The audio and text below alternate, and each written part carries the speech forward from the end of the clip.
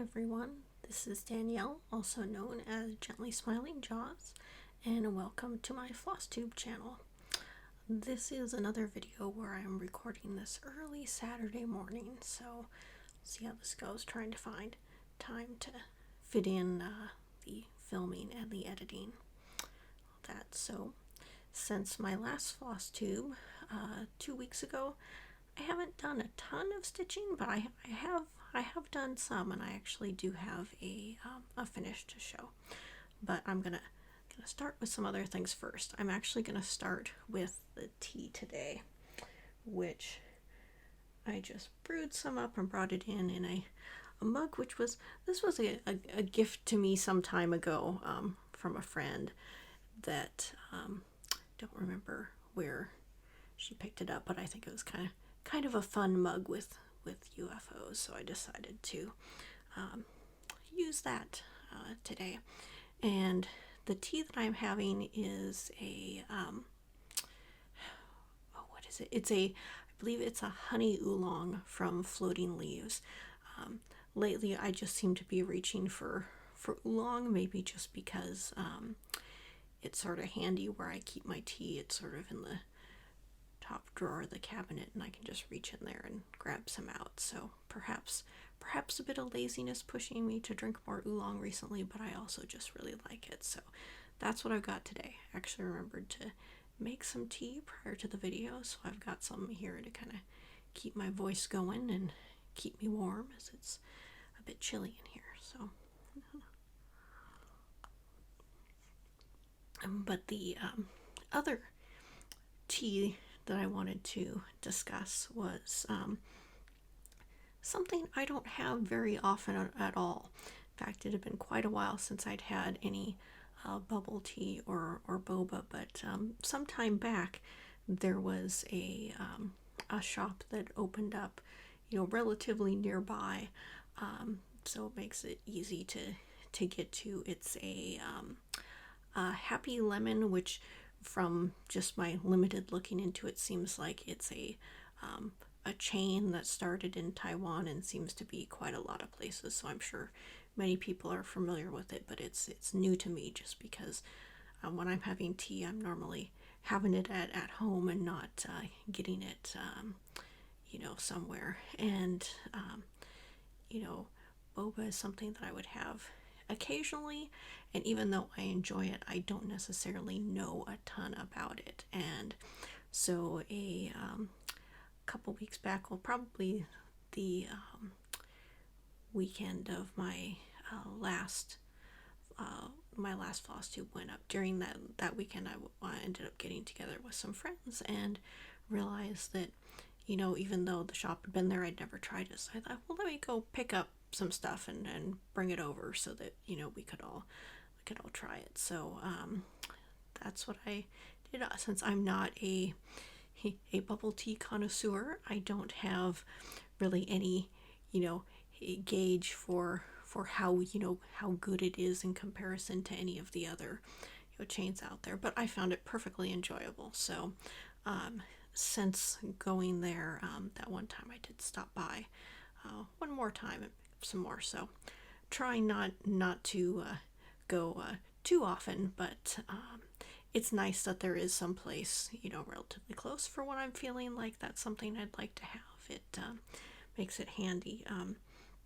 I think the things that I had tried were their regular, just sort of their standard milk tea with the boba, and I also like the lychee jelly that was in there, and they have an option to do something called like salted cheese on the top, and it was something I had never tried before, and it sounded weird to me, but I wanted to try it.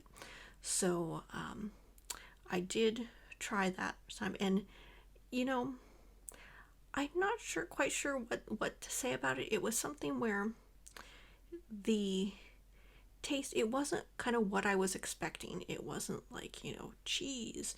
It was just kind of this saltiest stuff up on the on the top of the drink, and I thought it tasted perfect. It tasted perfectly fine, but I wasn't sure that I found it like so delicious that I would, kind of make it a point to get that when I go there in the future. But we'll see. It was something I wanted to try, and I was glad that I did. And now I've got another option for tea if I don't want to brew up some stuff at home. So that was my tea for the last couple weeks, other than the stuff that I just brew at home all the time.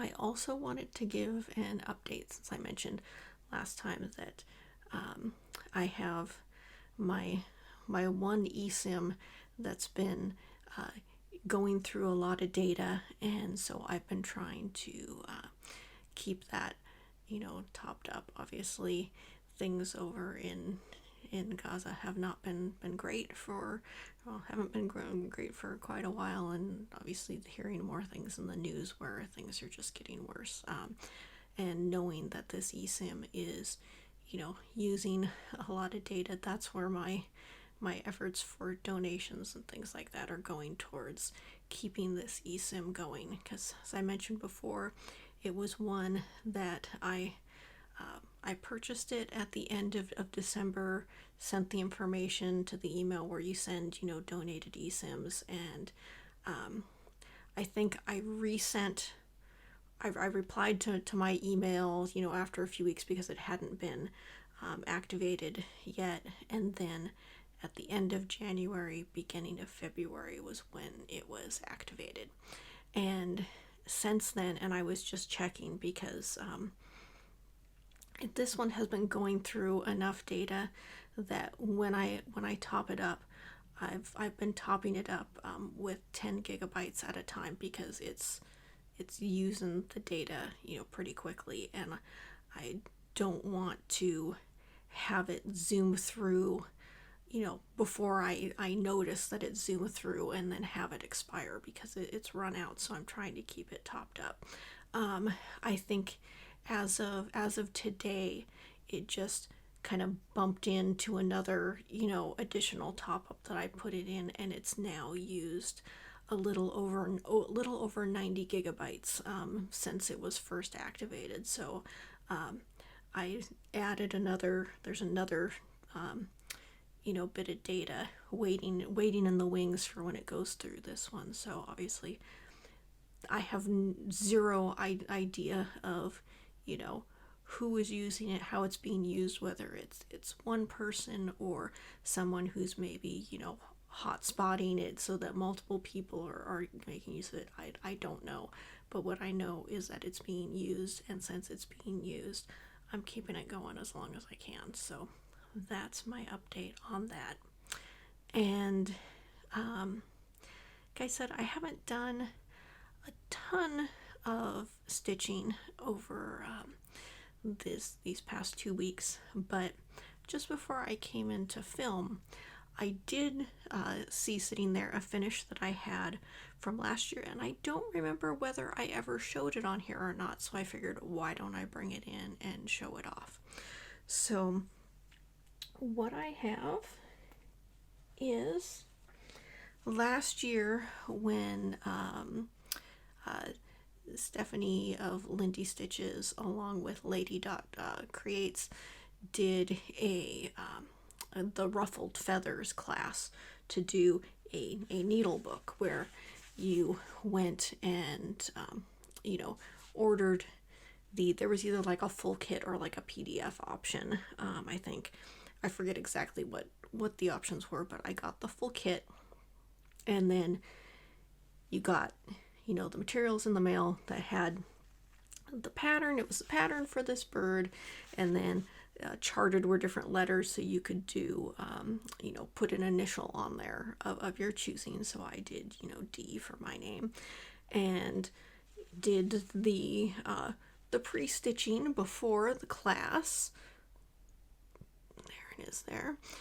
And then during the class, we went through doing the finishing and it all together. I think the day the day that this happened, I actually kind of got going a little late. I was there at the beginning of class, but just as class was starting, and there were, I think at the very beginning there was a little bit of technical issues, so it took a while. Took a little bit to kind of get fully started, which was good because just as it was starting, I ended up getting a call from a friend that I had to take, and so I sort of came into the class a little behind. But even though I was behind during the course of the class, I was able to finish everything. And that being the first sort of virtual event or class that I had done, that's why I've continued to do, you know, the Jingle Ball. Well, I guess I did the Jingle Ball previous, not last year, but the year before. I think I had done that in a limited, you know, capacity before doing this, but this was sort of my first kind of real being more involved experience with a virtual event, and obviously I quite enjoyed it, and that's why I've been going back. And for me, I like the Needlebook. Here, let me open it here. It has you know, obviously you do the stitch part became the front of it, and then there was, you know, fabric for the back, and then opening it up, you have a place to, you know, put needles up there, and then ties to hold, you know, a little pair of scissors there. So I like this quite a bit, and although for me this is something that's more decorative and not something that I am, you know, kind of actively using all the time, but what this did for me, and I had sort of gone into the class with this mindset, I'm just retying the ribbon here, was that my goal was to learn some, you know, finishing techniques from this. And obviously I don't have a ton of, you know, fully finished objects, but something like this was good as far as, you know, helping give, you know, confidence in learning how to do stuff and put things, you know, together. So, you know, like having the pre-cut pieces of mat board that we got, and how to, you know, add some batting on there, and then put your stitching on top, or, you know, add the other fabric and add the you know, like the rickrack and the pom-poms and all that. It was just, you know, kind of learning how to do that. And things like, the one of the Christmas the Christmas and Hanukkah pieces that I did and gave as gifts last year, where I did some additional embellishments on there, and how I finished that. Although I had looked at, you know, some other like flat fold tutorials and stuff online, going through this class was very helpful, because having, you know, done something, it just gave some confidence as far as, you know, finishing. Even if I didn't have a ton of experience doing it, I had at least gone through this and thought, hey, you know, this actually came out, you know, decent. I was happy with how it turned out, and that was sort of a big step as far as, you know, being able to do more things. So I just wanted to show this off and mention that I was happy with how the class had gone.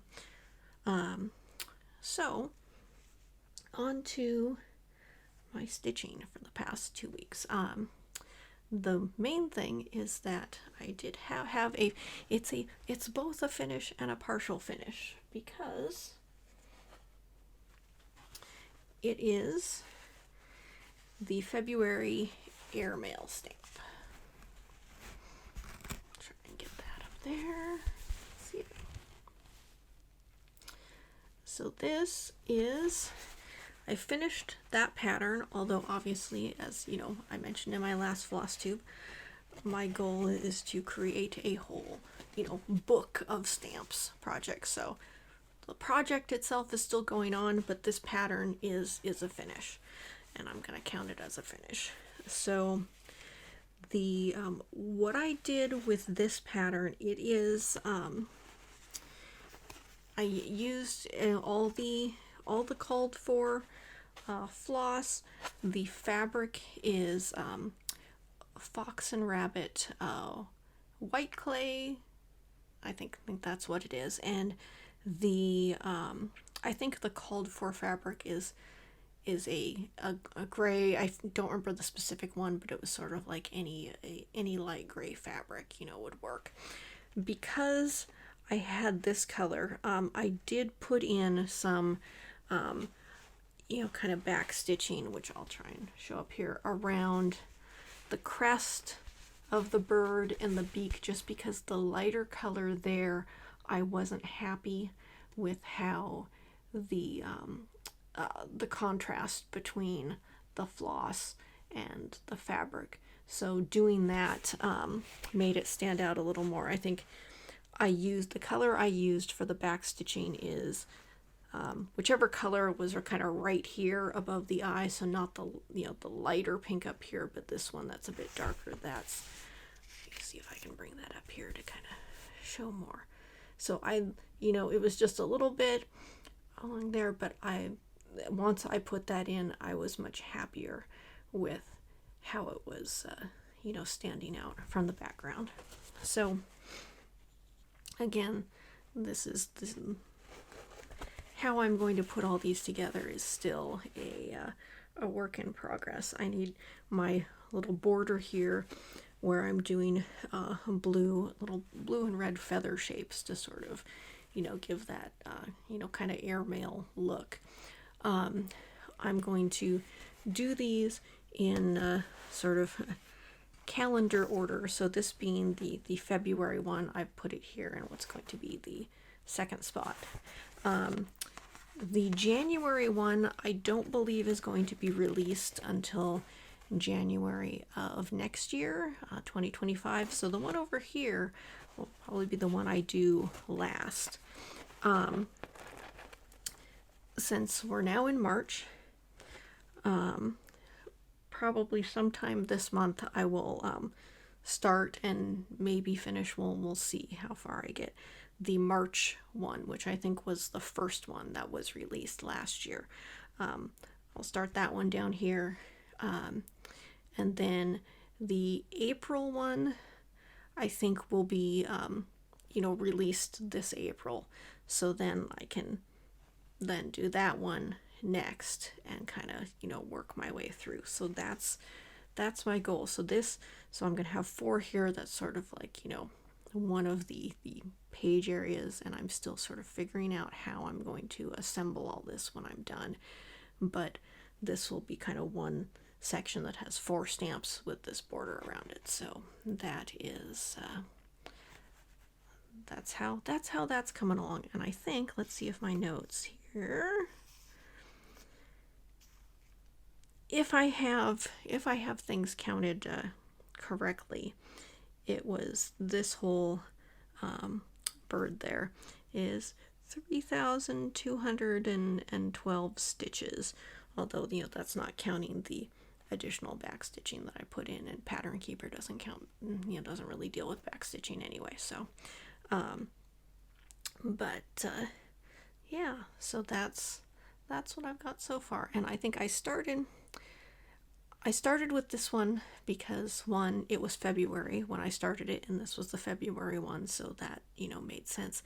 And I think, you know, this also may be my favorite out of all the airmail ones released so far, which is sort of interesting because, you know, pink is not something I would consider like, you know, my favorite color, you know, at all, but I just really like the bird on this one, and I quite like the pattern. So yeah, so I was happy to get this done, and obviously excited to keep moving along on this.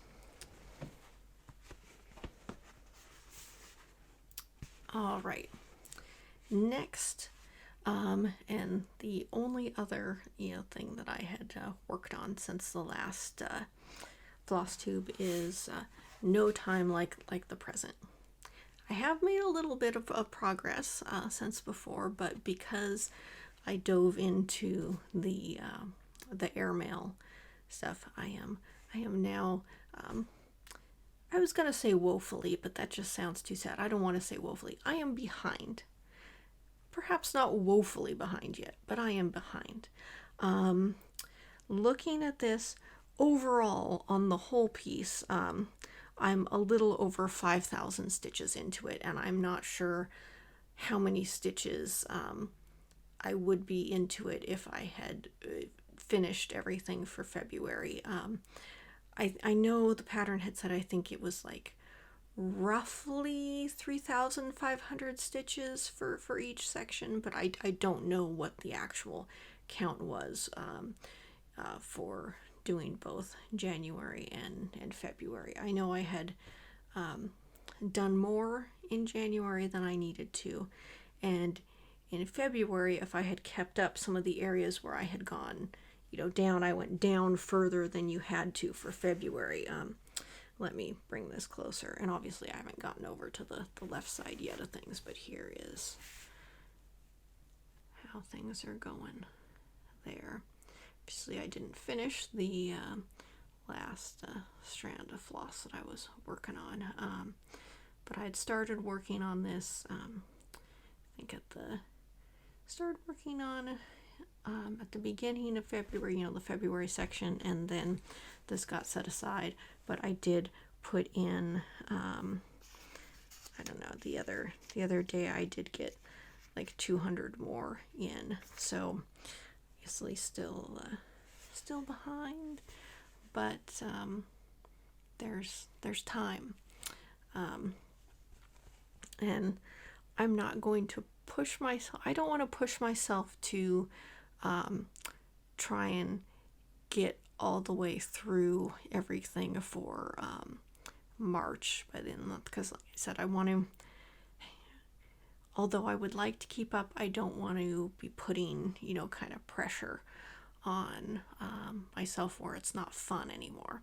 So what I think I'm going to do this weekend is try and put in try and get a chunk of stuff done. I'm not going to push for like a certain number of stitches, but I would like to sit down, spend some time, and feel like I have made a chunk of progress on this.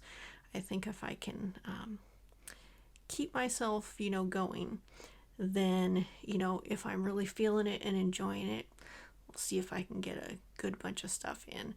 And even if I don't get a huge amount of stitches in, I just want to feel like I'm making progress. So we'll see. I said, I think with the stitch along, if you're keeping up, you'll have it done by October. So, if I, try and aim for the end of the year, I still have a cushion. Although I said I'm not putting the pressure on to, have a firm deadline. Although I do want to, try and keep up. So that is where I am at with my stitching currently. Not a ton of different things to show, although I am, happy that I made that finish on the airmail. As far as sort of plans going forward, I'm obviously, now we are in March. I did not get a start on either of those two patterns I bought from Shaded Stitchery, which is a little unfortunate because I would have liked to have started one of them, but I sort of, like I said, getting sucked into the idea I had for doing the book of stamps was when I went full speed ahead there and got a little off track. But I don't know, and see whether I start one of those this month to figure out exactly what I'm going to do, because it's the balance of wanting to make progress on the things that I want to see progress on, not wanting to get, you know, an out of control number of whips for myself, because everyone's different, and what makes somebody, what makes one person feel overwhelmed is a perfect number for somebody else. So for me, I'm trying to keep things at a level where I don't feel super overwhelmed. And I got to a number where there's stuff that I want to get back to,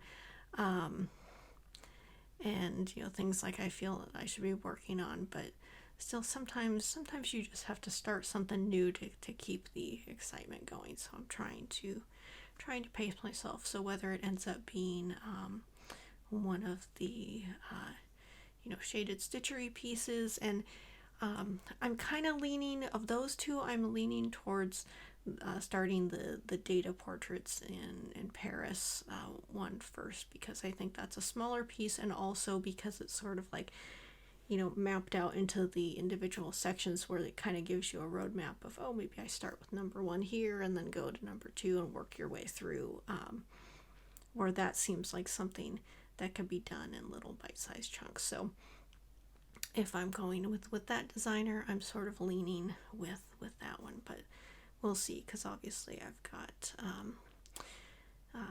plenty of things to both start as well as things in progress to work on, like the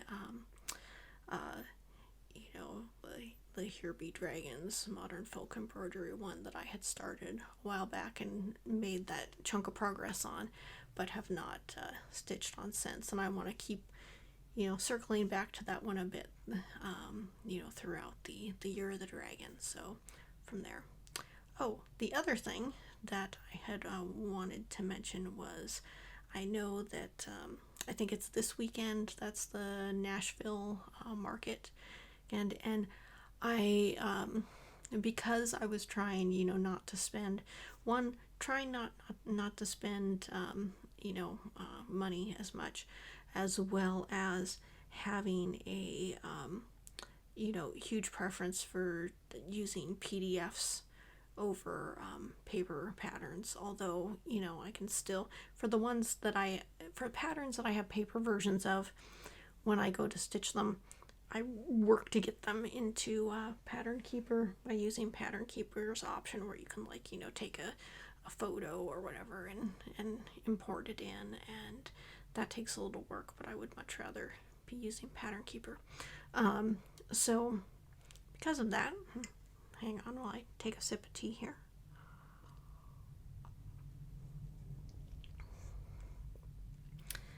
Because of that, I managed, not to, pre-order anything for, from market. I did somewhat peruse through some of the new releases, although I held back from digging in too much because I did not want too much temptation. But obviously there were a lot of things that looked interesting when I was poking around through some of the releases earlier this week. It was at Satsuma Street, seemed to have a set of patterns for chickens, where it looked like it was something you would stitch and then kind of sew it together in like a pyramid shape with some felt or whatever for the was it a crest or comb, and the beak and all that, and that I always like the colors on the designs from Satsuma Street. So plenty of patterns out there that look fantastic, and like things that I would like to do and buy, but managed to hold off because once things get released further down the road, or I'm at the point where I'm ready to choose some things and make some purchases in the future, since obviously, as we all know, the collecting of the craft or hobby supplies and the actual using those supplies and the creation of things are the separate hobbies. So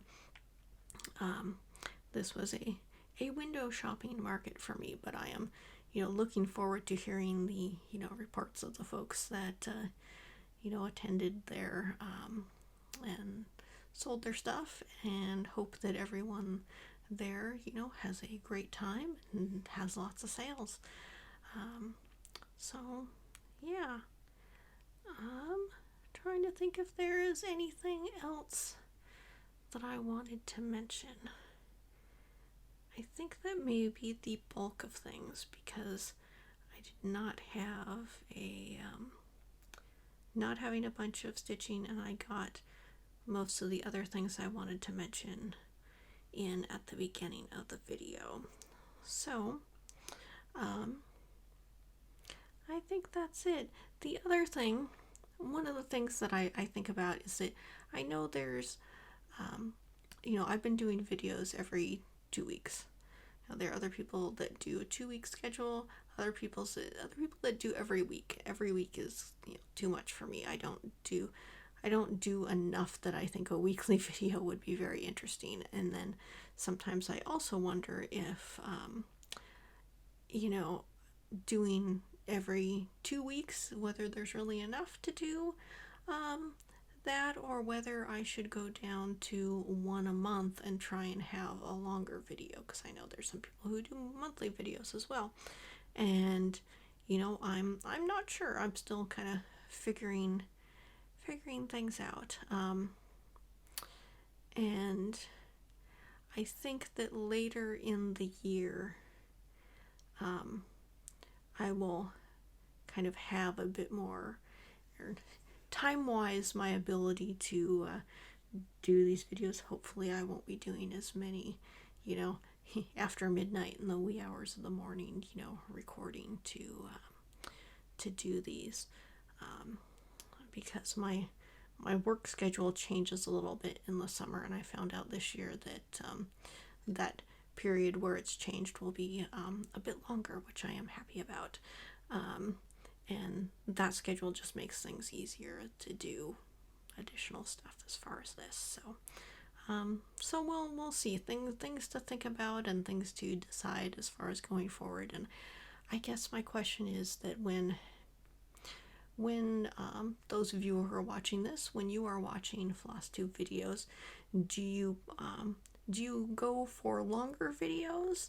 Would you rather like put on a video that's more like an hour and sit there and spend, time doing your, if you're, doing crafting as you're listening, or do you prefer a longer video like that, or do you prefer something closer to like a half hour, which is what I imagine this one is going to be in that time zone as I'm looking at the recording time on my camera right now.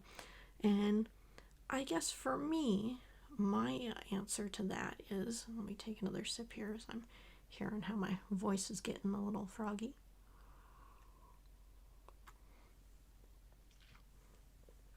I would say for me, if I'm just sitting down and starting to, if I want to cross stitch on something and get a chunk of work in, often I will go for a longer video, but not necessarily, because sometimes I want to sit down I want to get like an hour or so done, and it's gonna be great. But then there are some evenings where I'm like, I haven't done any cross stitch yet. I want to get a little in before I go to bed, or there's just like a little more I'm trying to finish, and I know that I should be going to bed by that point, but I really want to either keep going or get the little bit in where I'm like looking, I'm like, is there a video that's shorter because I want to listen to something, but I also don't want it to be super long where I'm staying up far later than I should.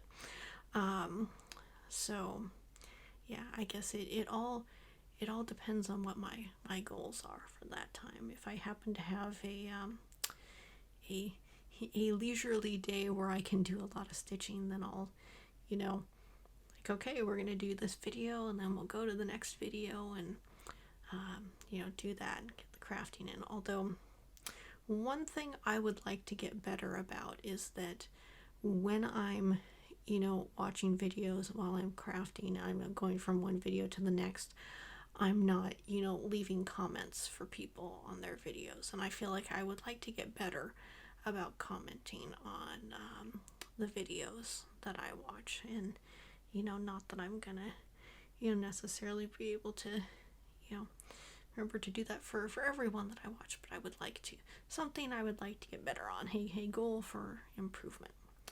So we will see. All right, well, I think that, covers the stuff I wanted to cover this week, and we'll see what the next couple weeks bring.